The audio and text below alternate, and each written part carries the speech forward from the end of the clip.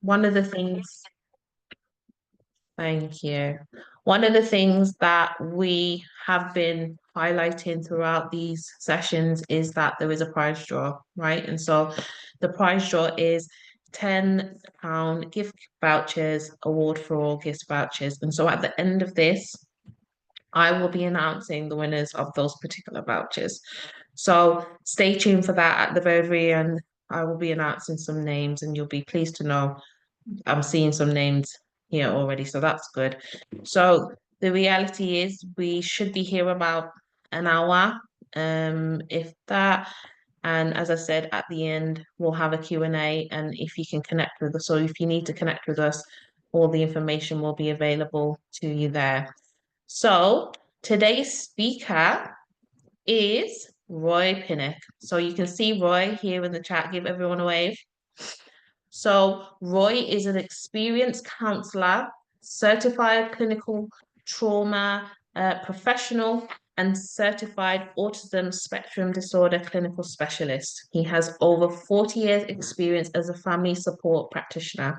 He's also a women's mental health specialist, educator, and accredited as an adolescent and child therapist. So he has a plethora of experience. So you are in for something special today, guys. Roy helps children, adults, and families discover healthier versions of themselves, strengthen relationships, and cultivate a sense of peace, wholeness, and safety. His expertise spans anxiety disorders, trauma, grief, relationship challenges, occupational stress, and self-esteem issues. Roy provides individual and group therapy, so if you want to reach out to him, you're welcome to do that. And he offers a compassionate and effective support that is tailored to each client's unique needs. So, without further ado, I'm going to pass you on to Roy, and we're going to begin the session Overwhelmed to Empower. So, over to you, Roy. Thanks, Alicia. So, you know, that introduction was so good. I'm not gonna ruin it by speaking. I'm just gonna sit here for an hour. Okay, so today we're going to look at self-care, and that's the intention of being your best self, and that's the actions that you take to promote and maintain your own well-being. That includes physical, mental, emotional, and social needs. And you'll know better than me that as moms, you juggle countless responsibilities every day, often putting your own needs last. So to demonstrate that in a practical form, I want you to, on your piece of paper, is draw an egg. Inside the egg, what I want you to write is everything that's inside this egg. This is important to me. So these things are precious to me. As an example, everything you put inside this egg, what you're saying is these things are so important, so precious, I would give my right arm to keep them safe. When you've done that, give me a thumbs up or an acknowledgement in the chat. So if I was doing mine, what I would write, I'd put my saxophone, I'd put 2 cakes, I've got a foot massager this week. I'd have to put my girlfriend in, so if I didn't put her in, she'd beat me up, so you never put me in your egg. So when you've done that, let me know.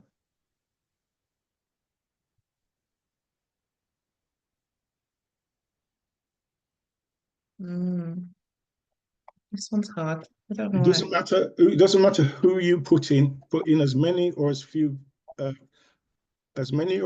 things as you like. It doesn't have to match what somebody else has done. If they don't like it, that's their egg. Okay. Simone, have you done? Put a thumbs up in the chat if you're done, guys.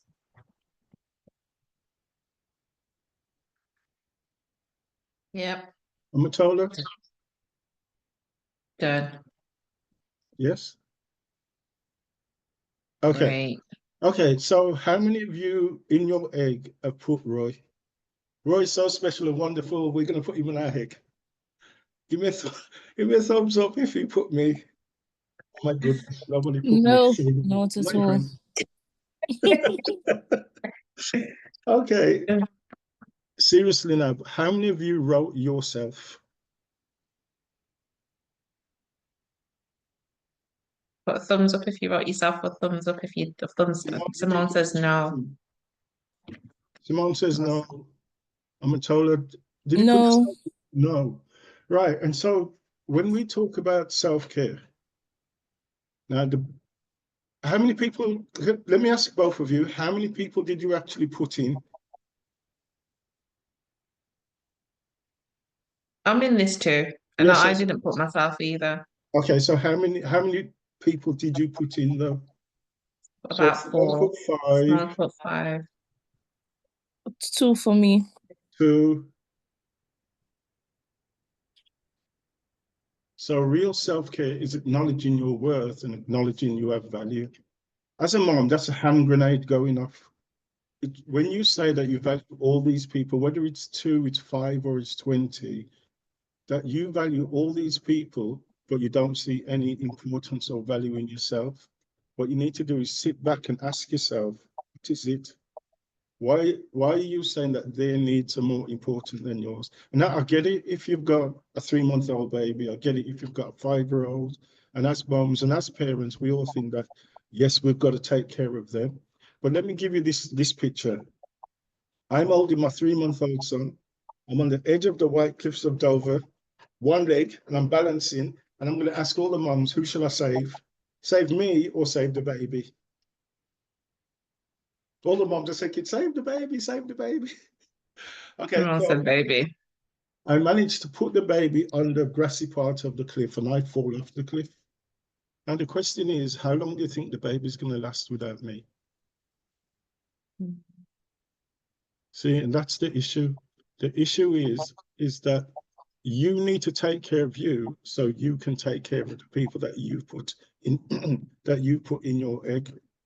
The big issue for moms is that you're so focused on looking after everybody else, you neglect and put yourself to the back. And what you have to realize, your worth is not what you do for others. Next slide, please. So self-care is often misunderstood as just pampering yourselves, a new hairstyle, spa days, and the like. And while those things can be wonderful, true self-care goes deeper than that. It's about nurturing your mind, body, and soul, and it's about finding moments of peace amidst the chaos, setting boundaries and prioritizing your well-being. Can we have the next slide, please? Because of the way women are socialized to think and feel about themselves, what your focus has been, and this has even been from childhood, is that your natural instinct and your conditioning has to be about protecting others. So give me in the chat a reason why you didn't put yourself in. And be honest, this is a non-judgmental space. We're here to support each other.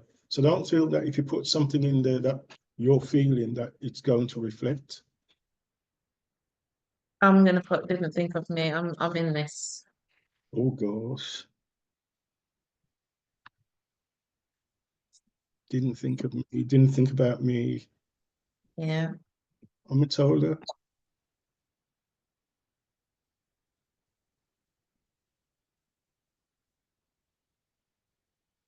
And when you think about it like that, it's kind of sad when you think that from the minute you get up until the minute you go to bed, all you're doing is thinking about nurturing, caring, and protecting about the people around you, but you're not thinking about the one person who's making all that happen. So one of the reasons why when you say, I didn't think of me, you probably reflect back and think, I feel guilty. I feel guilty if I sit down for 5 minutes. I feel guilty if I buy myself a shoes. I feel guilty if, and all those things, and all those things are valid. All those things are valid, but it doesn't take away from the fact that the better you look after you, the better you can look after somebody else. Yeah. Well, Paula's put, I thought about myself, but didn't think to put it in the egg. Maybe the question hit differently. Okay, and that's valid as well. The Yeah. issue isn't about thinking about yourself, but it's the whole spectrum of self-care. Starts with it's like self-confidence. It's all about you. And women have been conditioned to think it isn't about you and it's your worth is external. So you're given your worth by what other people think and say. And it's only when you start looking at yourself internally and then you'll be able to externally push out what you are, that you get the value of what you are. But the basic premise is women have to start, and this is not just women, this is moms in general, have to start seeing and acknowledging their own worth. You have to wake up in the morning and say, I am of value, and acknowledge the things that you've done and things that you can do and the things that you do every day. One of the big areas that I look at, and one of the big things I hear is moms are saying, I can't do this and I can't do this and I don't think I'm doing this well. And I say, look behind you. And you look behind you and you see the big, huge mountain of achievements. Your child is healthy, your daughter's in university, your son's going to college. These are things that you've already done. So you're pushing away the things that you've already done because you're thinking that I'm not doing that, and actually you are. What you've got to remember is taking care of yourself is not a luxury, it's a necessity. Not only do you deserve to feel healthy, happy, and whole, the better you look after you, the better you are able to look after the people around you. And being a mom is a complex job, and at times it feels like a mission impossible. But you've all proved that not only can you do it, but you can do it well. And at least one of you are asking, well, if I am doing it so well, why does it feel like this? Why doesn't it feel like I'm managing? And one of the reasons for that is if you've been a people pleaser, it's not normal to take your own feelings and needs into account. And when you do focus on yourself, what you'll find is then it starts to feel a little uncomfortable. Because then that's when the guilt kicks in and the self-criticism kicks in. And like I said, it's complex being you, and sometimes it can be difficult to know what's normal. Can you go to the next slide, please? So I'm going to give you a list of completely normal human things. So not feeling happy all the time, not being mad in love with yourself, or fluctuating self-esteem, all of those things, as a mom or as a parent, you can only be as happy as your unhappiest child. So it's natural and normal to be thinking about what's going on around the house. There'll be days when things are going really, really well for you, but not so well for the people that you share a space with. Now, fluctuating self-esteem doesn't mean you identify as somebody with low self-esteem. It's just that today, or in this period, it doesn't feel that great. And what you got to remember about the saying is, this too will pass. So things like wondering if you're in the right relationship, or wanting or not wanting to be in a relationship, not feeling good enough all the time, struggling with your emotions. Again, all of these are perfectly normal. When you get into this phase, it's normal as well to have conflicting feelings. You can feel guilty for leaving a rubbish job and leaving a rubbish relationship, but relieved when you're out of it. And the reason you feel like that is because the brain likes stability. If you're in a rubbish job, the brain knows what comes next. And it's the same if you're in a rubbish relationship, you know what comes next. Leaving, that's the issue, because that feels a little uncertain because you don't know about the unknown. And that doesn't matter whether you're going into a new building, new job, new relationship, it'll always feel a little uncomfortable because that's our primitive brain. The primitive brain likes stability. And even if that stability means being shouted at by the horrible woman in the office, because you know when you go into an office, she's going to shout at you, that is a level of stability. Where are we? Struggling with, when it says things like struggling with your emotions and being impacted by the past, or living with grief, loneliness, or pain. And living with grief and grieving, it doesn't necessarily have to mean the death or the loss of somebody. That could be the loss of independence since you've had your family. You're not spontaneous anymore and you don't have the same autonomy. And it doesn't mean you don't love your family, because that's where the guilt again will start kicking. You'll be thinking, how can I feel like this? I've got my children, they're lovely, my family's lovely. But you can grieve for the life that you had when you were spontaneous and you could just pick up yourself, go out at any time of the day. All of those things are normal, completely normal human things. Sometimes you find, and one of the issues is that sometimes you find you're finding feelings of guilt or embarrassment And that's especially if you're living with trauma. Now, the issue if you're living with trauma is that will impact your behavior now, even if the trauma has happened sometime in the past, a long time in the past. It might have been that you've had an horrible relationship. It might have been that you grew up in a dysfunctional family. It might be just that you've had a horrible period at school. The thing with trauma and the thing with many trauma is to realize that this was happened to you and it wasn't something that you did. And in that case, one of the things that will help you to better look after yourself now is to realize you can put down some of those things. Because some of the things that we're feeling embarrassed or guilty of really aren't ours to carry. So wanting to be liked, accepted and approved of and having needs and wanting assurance. You're not clingy or you're not needy. It's completely normal to want to be cherished. Having emotional needs, having our or your emotional needs, mate, is a basic human need. And sometimes we just need a hug. Or it might be something more basic than that. Something like somebody saying, well done. If someone isn't saying it to you, there's nothing wrong with hugging yourself or giving yourself a well done. And not being healed. So healing is a journey. You might look at somebody and think that they're doing really well, but that's their journey. The only thing you have to do to start on your healing journey is move forward. And nothing says how fast you have to move. All you have to do is move at your pace, take your own time. Whether it's an inch or a foot, forward is forward. So it doesn't matter what pace you go at. You take your time, you'll get there when you're ready. Next slide. Yeah. We have a comment. Okay. Sophia says, I definitely felt the loneliness when I became a solo mom to start with. Slowly starting to enjoy my own company where it meant being truly myself and managing things how I feel they work best for me and my child. I can definitely relate to that. I think one of the things that I had to recognize when I, recognize that this is it, I'm doing it on my own and there's no one to look to, is it made me really go within myself and have to really assess, like, okay, what do I like? What do I need for comfort? What do I need for peace of mind? And so I can honestly say that I'm the happiest I've ever been. And so sometimes I think people don't really understand that, although it's nice to have a relationship and a partner, you do and you can find solace and peace of mind by just being by yourself, because I truly love my own company. So good for you, Sophia. Just No, it's wanted to good. mention that. And the thing is, what most people don't realize, you can be lonely in a family of 8 or 10 or in a group. Yeah. A basic human need is a need for connection, and connection isn't necessarily an intimate connection or touching. Sometimes you just need somebody in the same space as you who relates to you.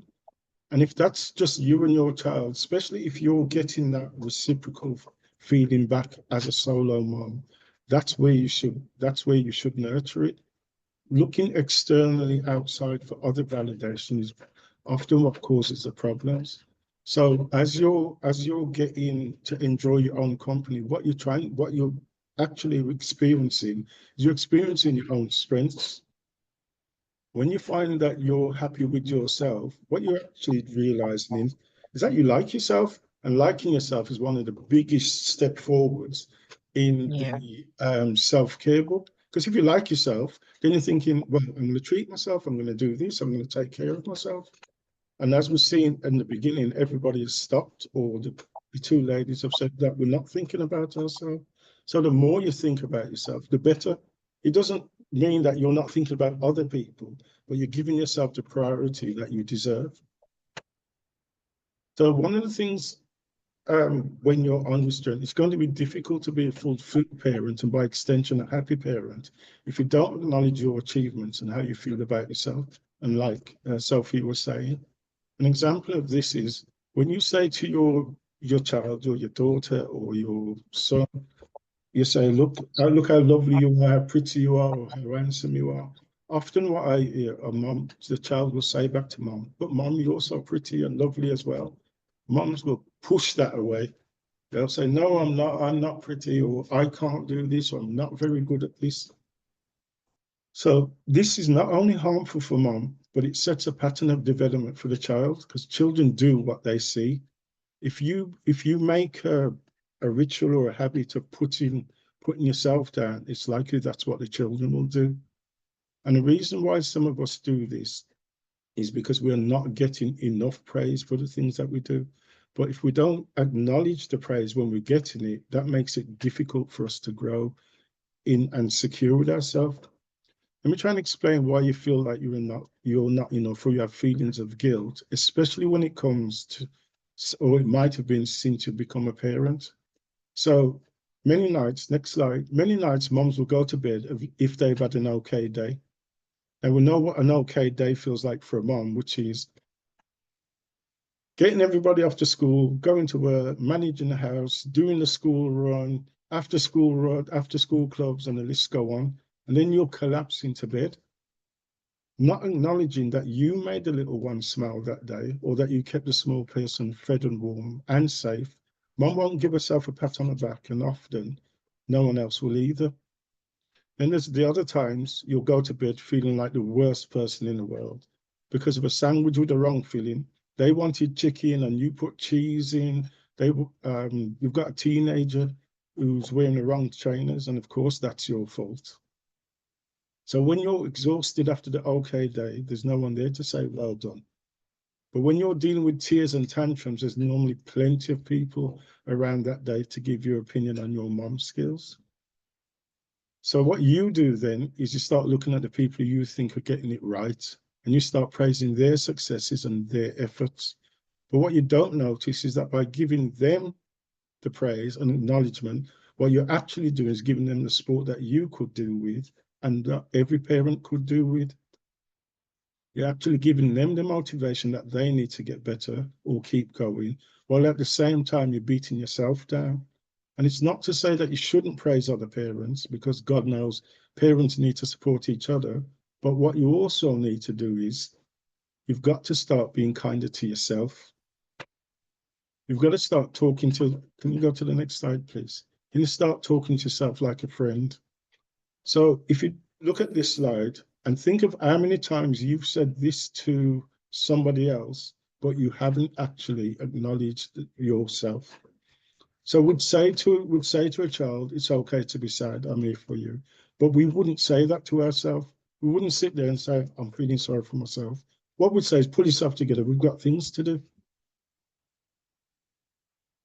Can you give me a thumbs up if you drive?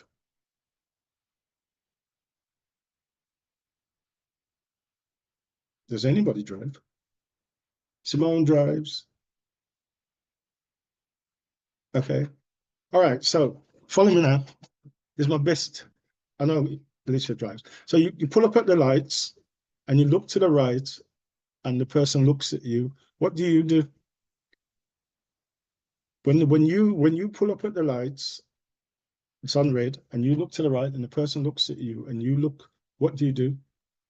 Shakira says smile. You, okay. I'm not even sure what I do. I think I just look at them like, what are they looking at? But then I'm looking at them too, so just as bad as them. Oh dear. Does anybody look away? If you look at them and they look at you, do you hold eye contact or do you look away? I'd probably look away, yeah. Do you look away for any reason? Do you look away because of what you think they're thinking of you? Sophie looks away. Sophie, why do you look away?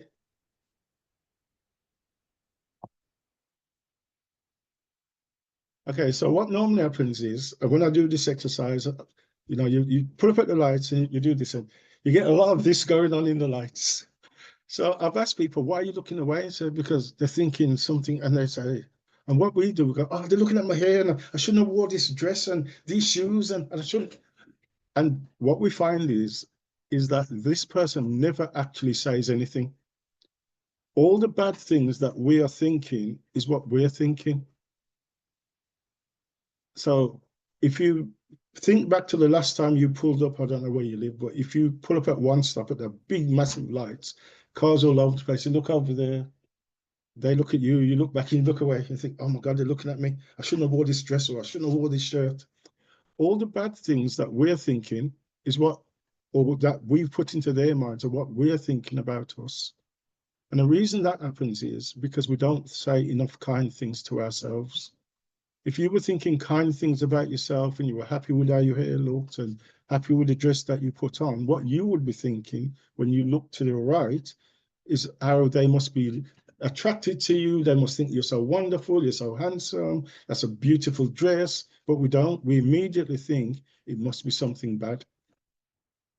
And what happens then is, if you're thinking bad things about yourself, then it's hard to then put good thoughts about yourself.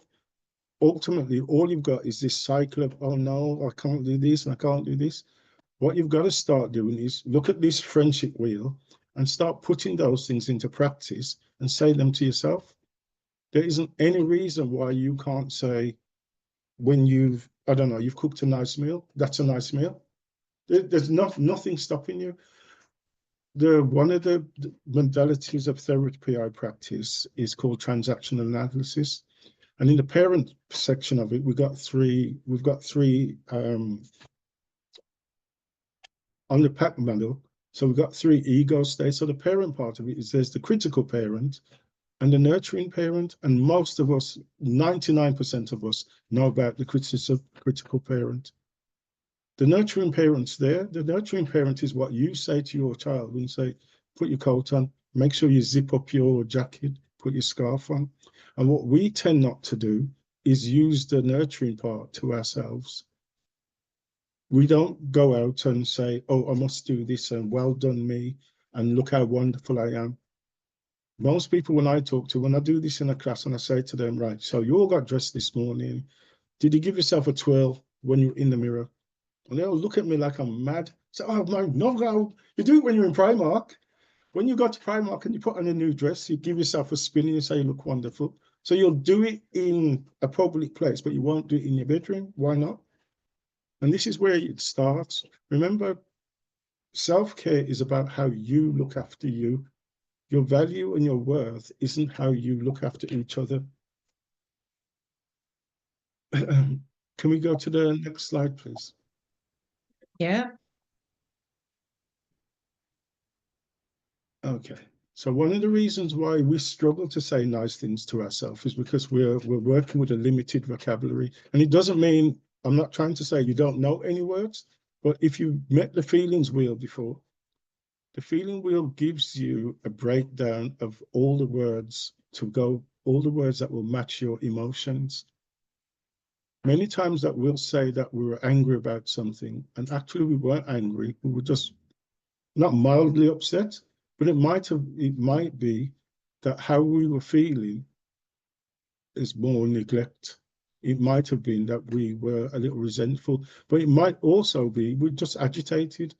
Because we only work from angry, bad, sad, those are the words we're using. And one of the big issues with having a limited vocabulary when we talk about our emotions is those are the emotions and the words that we pass on to our kids.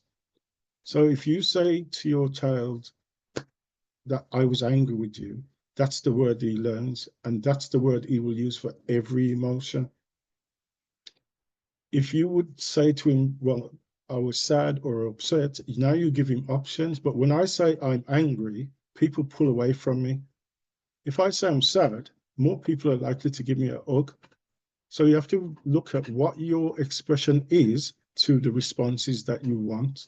A lot of women I work with in anger management classes, they all come saying that they were told they were angry or made to feel that they were angry. So they responded as they were angry. And when we get through the session, I ask them, because one of the issues is that what most people don't know is that rage is a symptom of depression.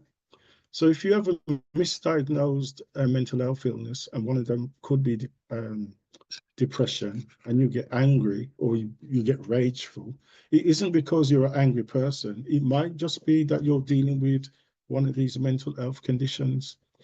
And if you look carefully, anger is rarely about anger. It's almost always about the layers underneath, which are hurt, sadness, fear, grief, or shame. And they come out as anger because what anger gets what sadness can't, and that's attention or connection. If you're sad sitting in the corner, what you won't get is the same thing. If you're in the kitchen banging around, slamming down plates when you're doing and washing up, what you actually want is attention, and being angry will get you that attention. So if you can start incorporating some of the words from the feelings wheel, it makes it a lot easier for you to get the response you want, as opposed to what anger gives us. Can we go to the next slide, please? Yeah, sure. I think I want to speak on anger just from my perspective as a mum, if that's okay. So I think one of the spaces that I did live in as a single mom, just having all of the responsibility and pressure on me was like I think my kids would say that there were times where I really was quite angry. But the truth is I recognized that actually it wasn't anger, it's just that I was really, really like overwhelmed and irritable. So, there would be moments where I'd snap at my children because I'm under pressure, right? I'm having to do the bills, I'm having to do the cooking, I'm having to do the cleaning, I'm having to like do the school runs, um, and then I'm having to go to work. And so what's happening is all of these things are building up and they're displaying as anger towards my children when the truth is I just need a break. Like Yeah. I'm irritated and I just need a break. I need a release. So I can definitely relate to that. And there's been times where I thought to myself, actually, Alicia, you probably could have said that in a better way. You could have probably, said that differently. And so one of the things that I've had to learn now is like me and my daughter, we've had conversations more recently where I've just kind of had to let her know mommy's not the same anymore. Like mommy is trying to change, mommy's trying to do things different. And so sometimes you may have to just apologize and clear the air with your children because, and then just let them see the human side of you and let them know that, this is kind of where I'm at, but know that mommy loves you and she's sorry. Okay. Anyway, moving on. Sorry. No, and one of the things I often say at the end of the management week is don't be afraid to be afraid. Anger comes Mm, from a place of fear. And as a mom, you're always scared of messing up, or you're scared of the judgment. Don't be scared of being scared, because it's come from a good place. You're scared of letting down the people you actually care for. You're scared of letting down the people that you're looking after. So don't be afraid of being afraid. Our yeah. feelings, well, you'll see that all these feelings are valid. So actually being angry, there's nothing wrong with that, but also being happy, there's nothing wrong with that. Learn to trust yourself. Okay, next Mm, slide. yeah. Okay, so here's another quick exercise. Write down one of your triggers. Now, a trigger, you've seen the feelings wheel, is a word that makes you something that makes you feel something. So I can't give you any more clues than that because then it's going to ruin it. Just write down quickly in the chat, if you like, just one of your triggers.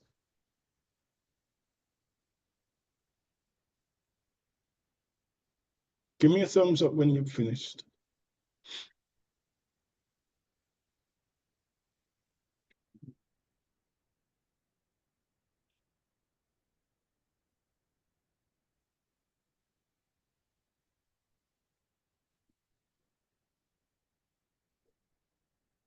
Can't see anything. No problems yet. Simone's Okay. done. Sophia's done. So we got Simone's done. Okay. We got Okay. Sophia's got when I am made to feel like I'm responsible for being a solo mom. Hear that? Okay. Omatola says criticism. Mine would be time wasters.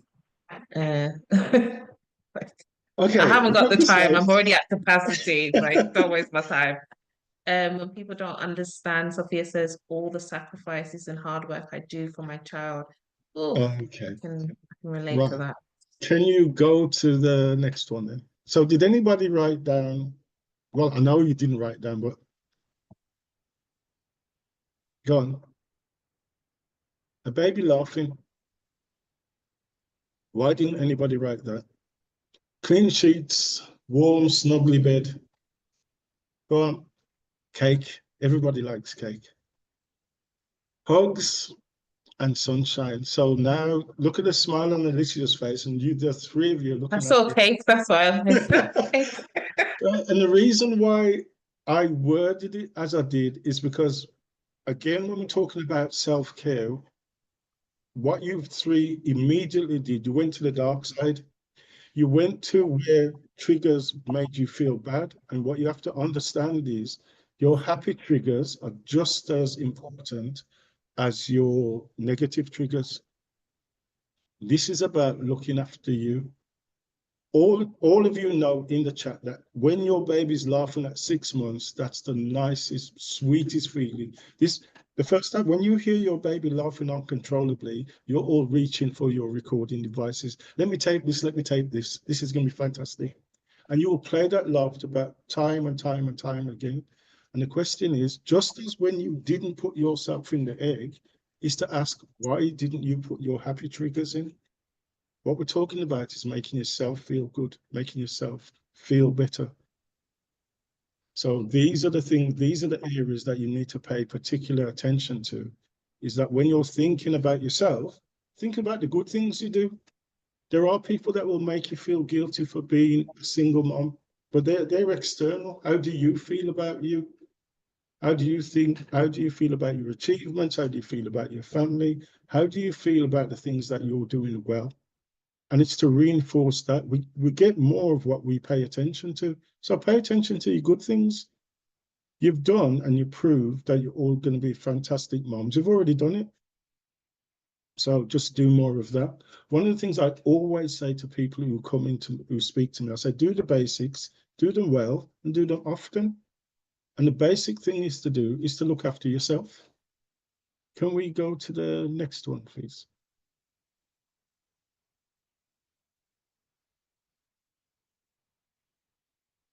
And this just says what I've already said.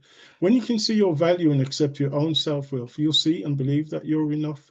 But you have to keep reinforcing it, just as you reinforce the negatives, reinforce the positives about yourself. Okay, next one. So this is the bit. How do you get the best version of you? Next, the first thing is to trust yourself. You've got this far. Learning to trust yourself is vital in getting the best version of you. Trust yourself to make good decisions. Trust yourself to know what's right for you. It might not be right for your family, it might not be right for your friends, it's right for you. And if it's right for you, it's going to be right for the people that you're taking care of. Start giving yourself permission to be just good enough. Perfection isn't necessary, you know that. This is an exercise I'm going to give you to when you take away to go on with it. If you're religiously getting up at 6 o'clock in the morning to do the breakfast, do the school run, do all those things, give yourself 15 minutes, stay in bed for that extra 15 minutes, and then get up then. Now, the staying in bed for the 15 minutes and treating yourself to that 15 minutes isn't the work. The work is not to beat yourself up because you've had those 15 minutes. The work isn't to walk around and go, oh my God, I'm such a slob. Oh my God, I'm so late. It's not. The work is just to give yourself the 15 minutes and say, look, it's 15 minutes, I've earned it. You don't even have to justify to say, I could, I wanted to, and I did it. That's what the work is. That's the first part. The second part is start looking at the connections that you're making around you. Isolation isn't your friend. One of the things that lockdown taught us is that being on our own isn't helpful. And one of the things that happens when we're struggling or we think we're not doing so well is that we think because something bad is happening to me, I must by definition be bad. And that isn't true. So even if it's just reaching out to somebody who you trust, one of the things, if you want to look at it more closely, is that they use isolation, solitary confinement in prisons as a punishment. So you locking yourself away because you think that whatever I'm going through is so horrible, it's made me such a horrible person, is the opposite of what you should be doing. One of the basic human needs is connection.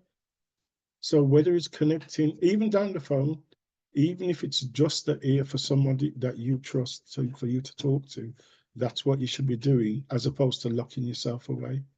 Whatever we're thinking is never as bad as we think it is. The other thing is to look at is about setting boundaries. Now, boundaries is about keeping you safe. When we say we're uncomfortable in this situation, it's about how you feel about it, not how the other person feels about it.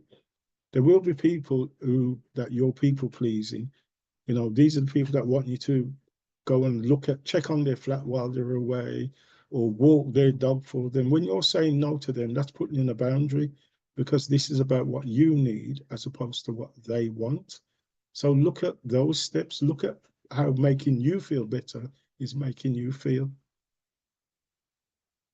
I always say this, and I say this in every group that I'm in, is allowing other people to be disappointed is a skill worth learning. For much of your life, especially as moms, you move through the world afraid to upset or let others down. And this sometimes comes up when you start to look about yourself. You're learning that when you take care of yourself, people are going to have something to say about it, and that's okay. The aim isn't trying to change how they feel about you. The aim in this exercise is to sit with how uncomfortable it feels when that feeling comes on. Because, oh my God, they're looking at me, they're saying things about me. That'll pass. When you start looking after your needs instead of their needs, that uncomfortable feeling when you start feeling guilty for them, that will pass. The more you put yourself first, the less uncomfortable it will feel. And then once you start looking after your own needs first, then you can go and look after them. So it's about tolerating the discomfort that comes with their disappointment. But their disappointment is their business. So, Alicia, do you want to add anything?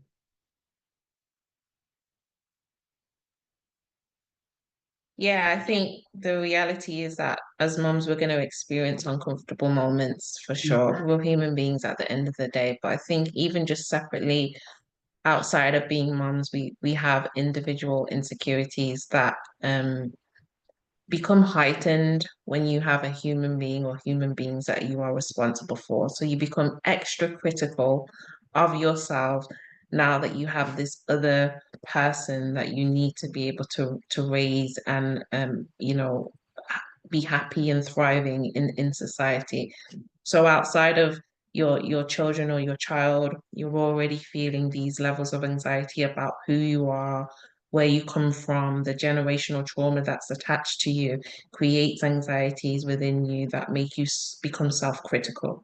But now add a child to the equation, not only are you becoming self-critical about yourself as an individual, but now you're becoming self-critical about yourself as a parent. And so that further compounds uh, the issues that we have and can show up in various different ways. It can be depression, anxiety, the list goes on. We know that it's there. But what I will say is just be kind to yourself, right? If there's a moment where you're feeling like you're being critical and you feel like you're not enough, and you're not doing enough, just remember to be kind, be still, understand that like there are moms out there that are going through the same thing as you. I'm one of them, right? And my journey looks a lot different now. I've done a lot of healing, I've done a lot of preparation, which is why I've created this space for moms like us to be able to come together and just kind of, support each other, learn from each other, encourage each other. There are spaces like this, and as long as I have breath in me, I'm going to continue to grow this space so that more and more moms can know that, you're not in this alone. So yeah, reach out to people, reach out to community, give people who are your trusted people a call and just say like, look, can we go for a coffee? Can we go for a chat? You'll be surprised how, 5 minutes away from it or 10 minutes away from it all can really turn things around and make a difference. So yeah, that's kind of what I would add in this instance. Um, we're coming to the end of this webinar series, but it's not the last that you're going to see of inward parenting, and it's not going to be the last that you see of us, me, as the founder of Inward Parenting, you know, I'm creating this space for mums to get loved on and supported. So the 6-week program is all about that. Really, you're going to learn about your attachment styles. You're going to learn about your parenting styles. You're going to learn about what it really is to be a mom, but navigating it from like a mental health and well-being perspective. But there's also going to be elements of self-care in there where you're able to have pamper days and pretty much just kind of work on yourself. And so I would encourage you, if this is something that you want to join, it's going to be face to face. We're trying to work on a hybrid solution where some people can join online, possibly face to face, but reach out to me directly and we can get you signed up to be a part of the program, because I do feel like, you know, this has been created for mums, by mums, but not only mums who have the lived experience, but mums who have the professional experience. So I would encourage you to participate. You're going to be seeing me every day. I'm going to be there showing up and pouring into you guys. So I would encourage you to join. So Simone asked, would it be in Birmingham for the face-to-face? So yes. So just so you know, going to be Birmingham based for the face-to-face sessions. So yeah, it's pretty much Birmingham based. It's free. It's fully funded. All you have to do is show up and be present, and we'll do the rest. So I would encourage you to show up, absolutely. So it will be in Birmingham, and it's basically going to be 1 day a week for a 6-week period. So it's not going to be 6 continuous weeks. It's going to be 1 day a week for a 6-week period. And we're basically trying to work through that. Like Kayon's asking, what are the dates? The dates will be more than likely end of April, Kayon. But what I'm going to do is I'm going to send the information to everyone.